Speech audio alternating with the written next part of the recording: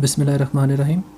Electricity and magnetism के lectures को continue करते हुए आज हम जो टॉपिक पढ़ेंगे वो होगा electric field of a line of charge. किसी भी एक लाइन ऑफ चार्ज की मदद से हमने इलेक्ट्रिक फील्ड फाइंड आउट करनी है। आज के लेक्चर को कंटिन्यू करने से पहले बात करते हैं कि हमने प्रीवियस लेक्चर्स में बात की थी electric force due to a line of charge. हमने फिज़िक्स बाय एचआर के चैप्टर 25 में से इलेक्ट्रिक फोर्स फाइंड आउट की थी लाइन ऑफ चार्ज की मदद से। इसी टॉपिक को हमने लेना है और यहाँ से हमने इलेक्ट्रिक फील्ड भी फाइंड आउट करनी है। अब इस टॉपिक में हमने क्या किया था, इस टॉपिक में हमारे पास एक पॉजिटिवली चार्ज रॉड था। अब रॉड जो है इसके ऊपर हमने चार्ज को इवनली डिस्ट्रीब्यूट किया, तो हमने पॉजिटिव चार्ज को डिस्ट्रीब्यूट किया था। तो पॉजिटिव चार्ज जो है वो उसके ऊपर जितना यहाँ से यहाँ तक है उतने यहाँ से यहाँ तक, फिर यहाँ तक, फिर यहाँ तक इक्वली उसने सारी की सारी लेंथ के ऊपर अपने आप को डिस्ट्रीब्यूट कर लिया। यानी यहाँ से लेके यहाँ तक जो चार्जेस की डेंसिटी है इस लाइन के ऊपर, इस रॉड के ऊपर, वो सारी की सारी सेम थी। और हमने जो एक्सिस यूज़ किए थे, एक्सिस में हमने ये एक्सिस रखा था y और ये वाला एक्सिस रखा था z। z एक्सिस क्या था, जहाँ पर वो रॉड मौजूद है, जिस एक्सिस के अलॉन्ग वो रॉड खुद मौजूद है, जहाँ पर हमने उसको रखा हुआ है। और y एक्सिस के अलॉन्ग क्या है, y एक्सिस के अलॉन्ग y डिस्टेंस के फासले पर यहाँ पर एक पॉइंट चार्ज Q0 हमने किसी भी एक पॉइंट पर रखा हुआ है। अब ये जो पॉइंट था इसको भी हमने डिफ़ाइन किया था कि ये जो पॉइंट यहाँ पर ये चार्ज पड़ा हुआ है वो इस रॉड के परपेंडिकुलर बाइसेक्टर के ऊपर पड़ा हुआ है। परपेंडिकुलर बाइसेक्टर क्या था, बाइसेक्ट कहते हैं वो वाली लाइन जो किसी दूसरी लाइन या किसी सरफेस को दो इक्वल पार्ट्स में डिवाइड कर दे। तो अगर इसकी लेंथ यहाँ से लेके यहाँ तक फ़र्ज़ करें 10 सेंटीमीटर है, तो इसकी अगर हम 5 सेंटीमीटर के ऊपर एक लाइन बनाएंगे तो वो कहलाती है बाइसेक्टर। और परपेंडिकुलर से क्या मुराद है कि जो लाइन हम बना रहे हैं बाइसेक्ट जो कर रही है उसका इस रॉड के ऊपर कितना एंगल आ रहा है 90 डिग्री का। तो ये चीज़ें हमने लास्ट लेक्चर्स में क्लियर की थी। इसके अलावा हमने बात की थी कि हम पूरे के पूरे इस रॉड की वजह से इस एक पॉइंट चार्ज के ऊपर डायरेक्ट कूलम फोर्स अप्लाई नहीं कर सकते, लॉ ऑफ कूलम्स को अप्लाई नहीं किया जा सकता। हम उसकी बजाय क्या करते हैं, यहाँ से कोई छोटा सा पैच लेते हैं। इस छोटे से पैच में जितने नंबर ऑफ़ चार्जेस हैं उन डी क्यू चार्जेस की वजह से जो इतनी डी जी लेंथ के अंदर मौजूद हैं, हमने यहाँ पर फोर्स मालूम की थी कितनी इलेक्ट्रोस्टैटिक फोर्स अप्लाई हो रही है। और थ्योरी में हमने ये भी बात की थी कि ये जो पॉइंट चार्ज यहाँ पे Q0 पड़ा हुआ है इसके ऊपर भी पॉजिटिव चार्ज है, ये सारे का सारा पॉजिटिव चार्ज है। तो इन दोनों में क्या होगी, रिपल्शन होगी। उसकी वजह से इस जगह के जितने डी क्यू चार्जेस हैं वो सारे के सारे इस पॉइंट को रिपेल करेंगे और जो लाइन ऑफ फोर्स बनेगी वो क्या बनेगी, यहाँ से आउटवर्ड। तो डी एफ की डायरेक्शन यहाँ से इस तरफ बन जाती है। अब जो हमारा आज का काम है वो क्या है कि हमने इस लाइन ऑफ चार्ज की मदद से इस पॉइंट पर जो पॉइंट चार्ज मौजूद है Q0, इसके ऊपर हमने फाइंड आउट करना है कितनी इलेक्ट्रिक फील्ड इंटेंसिटी मौजूद है। तो फिगर हमारी सेम रहेगी। फिगर में सिर्फ यहाँ पर डी एफ की जगह डी ई आ जाएगा, बाकी सारी की सारी फिगर सेम रहती है। और यहाँ पर जो हम अपनी तरफ से वैल्यूज़ लिखते हैं अपनी आसानी के लिए, ये वाले एक्सिस हमने वाई एक्सिस यूज़ किए हुए हैं, ये वाले एक्सिस हमने जी एक्सिस रखे हुए हैं। तो ये कोई भी हम रख सकते हैं, एक्स वाई एक्स जी कुछ भी रखेंगे, फाइनल आंसर पे कोई भी फ़र्क नहीं पड़ेगा। और यहाँ से लेके यहाँ तक का जो डिस्टेंस था परपेंडिकुलर बाइसेक्टर की लाइन का वो वाई था। और जो परपेंडिकुलर बाइसेक्टर की लाइन वहाँ से लेके जहाँ पे वो चार्जेस डी के वो मौजूद है वहाँ तक का जो डिस्टेंस है उस डिस्टेंस को हमने जी का नाम दिया हुआ है। और जितनी लेंथ में ये डी के वो नंबर ऑफ़ चार्जेस मौजूद हैं उस लेंथ को हमने डी जी का नाम दिया हुआ था। अब होगा क्या, ये वाली सारे के सारी पॉजिटिव चार्जेस की जो इलेक्ट्रिक फील्ड लाइंस हैं उनकी डायरेक्शन क्या होती है, हमेशा आउटवर्ड। तो अगर हम इस चार्ज की देखेंगे इसकी भी आउटवर्ड होगी, इस चार्ज की देखेंगे इसकी भी डायरेक्शन लाइंस की आउटवर्ड होगी। तो हम यहाँ पर इस पॉजिटिव चार्ज की वजह से जो यहाँ पे इलेक्ट्रिक फील्ड बन रही होगी उसकी डायरेक्शन भी क्या होगी, यहाँ से आउटवर्ड डायरेक्शन। मैंने सिर्फ यहाँ पे फिगर इलेक्ट्रिक फोर्स वाली यूज़ की है। फ़र्क सिर्फ इतना आएगा, सारे के सारे में फ़र्क सिर्फ इतना बनेगा कि यहाँ पे डी एफ की जगह हम क्या लिखेंगे, डी ई। बाकी इसमें कोई भी डिफरेंस नहीं है। तो चलें थ्योरी की बात करते हैं। A thin rod of length l that lies along the z axis. अब हमने एक रॉड जिसकी लेंथ एल उसको यूज़ किया है, जिसको हमने कहाँ पे रखा हुआ है, along z axis, and carries a uniformly distributed positive charge. और उसके ऊपर हमने पॉजिटिव चार्ज को डिस्ट्रीब्यूट किया हुआ है यूनिफॉर्मली, और उस चार्ज को, टोटल चार्ज को हमने क्यू का नाम दिया। So that it's linear charge density is. अब लीनियर चार्ज डेंसिटी क्या होती है, जितने चार्जेस जितनी लेंथ में मौजूद होते हैं। तो टोटल चार्जेस को हमने क्यू का नाम दिया और जितनी लेंथ हम स्टडी कर रहे हैं उस लेंथ को हमने एल का नाम दिया। यहाँ से हमने निकालना हो कि इस लेंथ में टोटल नंबर ऑफ़ चार्जेस कितने हैं, तो उसको निकालने के लिए इसको रीअरेंज करेंगे q equals to lambda l. अब ये लैम्डा क्या है, लीनियर चार्ज डेंसिटी को शो कर रहा है, ये एल क्या है, जितनी लेंथ में वो चार्जेस मौजूद हैं। We want to find the electric field exerted by the rod on a positive point charge q naught. हम करना क्या चाह रहे हैं इस क्वेश्चन में, इस सारे के सारे रॉड की वजह से एक पॉजिटिव पॉइंट चार्ज जो यहाँ पर पड़ा हुआ है उसके ऊपर इलेक्ट्रिक फील्ड फाइंड आउट करना चाह रहे हैं, located on the perpendicular bisector of the rod, जो इस रॉड के परपेंडिकुलर बाइसेक्टर के ऊपर मौजूद है। जैसे मैंने आपको शुरू में बताया कि इसके परपेंडिकुलर बाइसेक्टर पे वो रॉड पड़ा हुआ है और distance y from its centre, और उसे हमने यहाँ से लेकर यहाँ तक डिस्टेंस y का नाम दिया हुआ है। The rod is divided into small elements of length dz। अब इस रॉड को हमने छोटी छोटी लेंथ्स dz में कन्वर्ट कर दिया। An arbitrary charge of D Q, और यहाँ पर हमने छोटा सा आर्बिट्रेरी नंबर ऑफ़ चार्जेस जो यहाँ पर मौजूद हैं डी क्यू, जिनकी लीनियर चार्ज डेंसिटी क्या बनेगी, लैम्डा डी जी। ये जैसे हमने ऊपर बात की कि इस जगह पर जो चार्जेस की डेंसिटी बनेगी वो क्या होगी, lambda equals to d q by d z. तो अगर हम डी क्यू निकालेंगे वो हो जाएगा लैम्डा डी जी के इक्वल।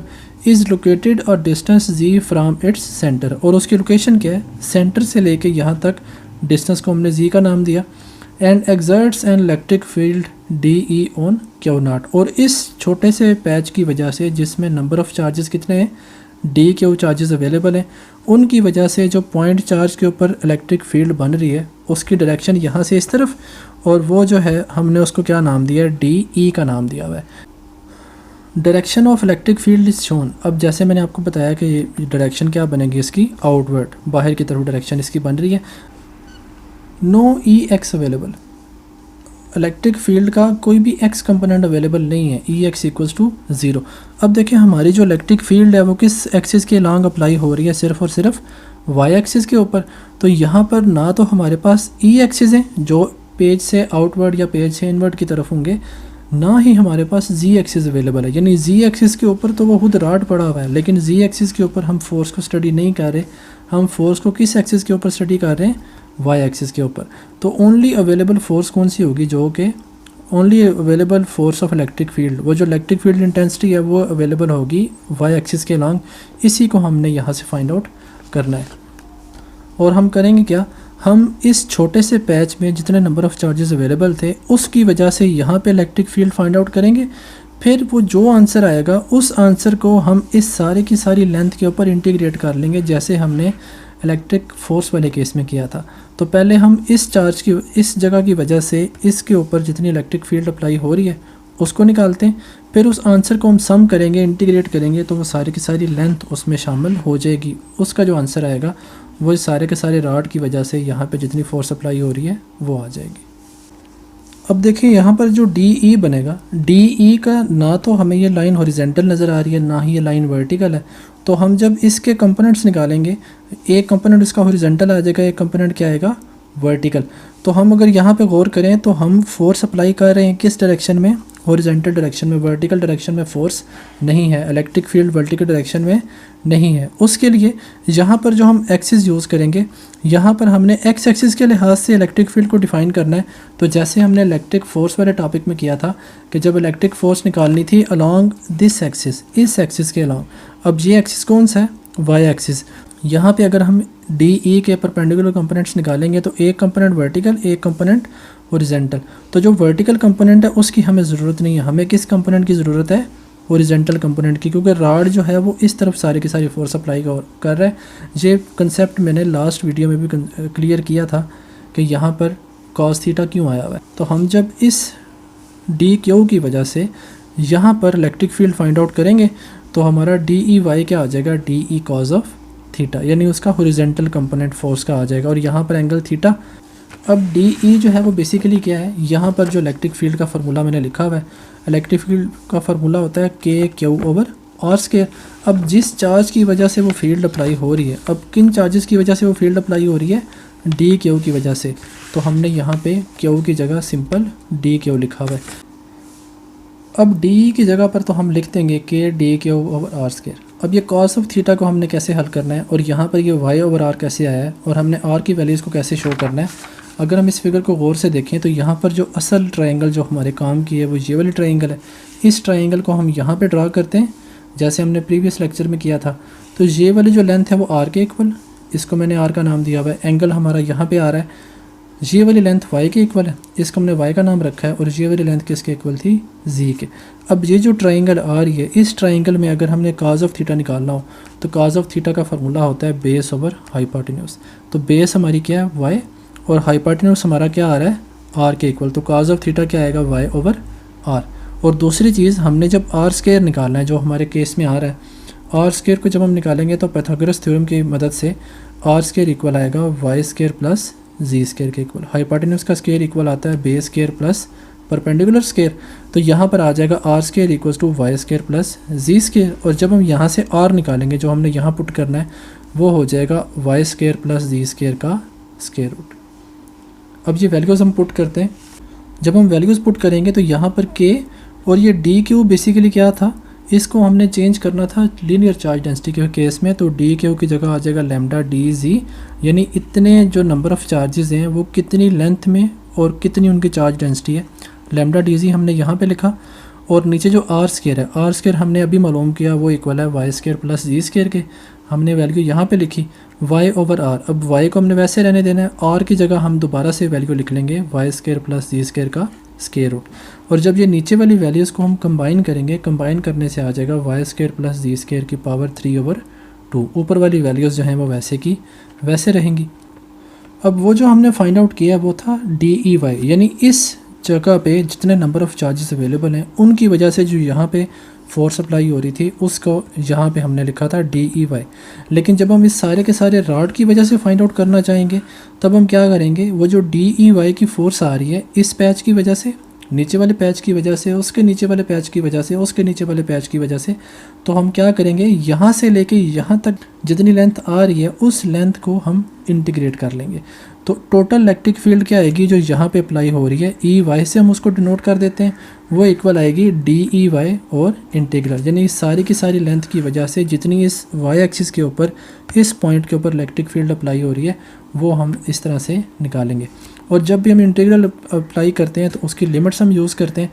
अब लिमिट्स के केस में भी ये हमारी मर्ज़ी है कि हम लिमिट जो है वो 0 to L ले लें, -L to +L ले लें, -L/2 से +L/2 ले लें, या A to B ले लें। वो जो भी हम लिमिट लेंगे रॉड की, उस लिमिट का हमारे फाइनल आंसर पे इफ़ेक्ट नहीं आएगा। तो जो बुक में जो HRK में लिमिट्स गिवन है वो हैं फ्राम -L/2 टू +L/2। अब जब हम इस जगह पर लिमिट्स को अप्लाई करेंगे तो देखें हमारा बेसिक काम किसके साथ था, जी एक्सिस के ऊपर। हमने जी एक्सिस के ऊपर इंटीग्रल को अप्लाई करना है। तो जिन जिन वैल्यूज़ में जी आ रहा होगा उसको हम यहाँ पे रखेंगे, बाकी सारी वैल्यूज़ कांस्टेंट होंगी वो हम बाहर ले जाएंगे। तो इसके लिहाज से के लैम्डा वाई बाहर आ जाएगा, और यहाँ पर D G over Y square plus जी स्क्वायर की पावर 3/2 यहाँ पर इंटीग्रल के अंदर रहेगा। जब हम यहाँ पे इंटीग्रेशन अप्लाई करते हैं तो इसके नतीजे में हमारा आंसर आता है। इसको देखने के लिए आप मेरा लास्ट लेक्चर देख सकते हैं, वहाँ मैंने डिटेल से यहाँ पे इंटीग्रल को अप्लाई किया हुआ है इलेक्ट्रिक फोर्स वाले टॉपिक में। आंसर आएगा के लैम्डा ओवर वाई, और यहाँ पर जी ओवर वाई स्क्वायर प्लस जी स्क्वायर की 1/2। और अभी हमने लिमिट्स यहाँ पे अप्लाई करनी है। लिमिट हम किन वैल्यूज़ के ऊपर लिखेंगे, ये जो जी वाली वैल्यूज़ हैं, जो जी एक्सिस के अलॉन्ग हमारी वैल्यूज़ आ रही थी।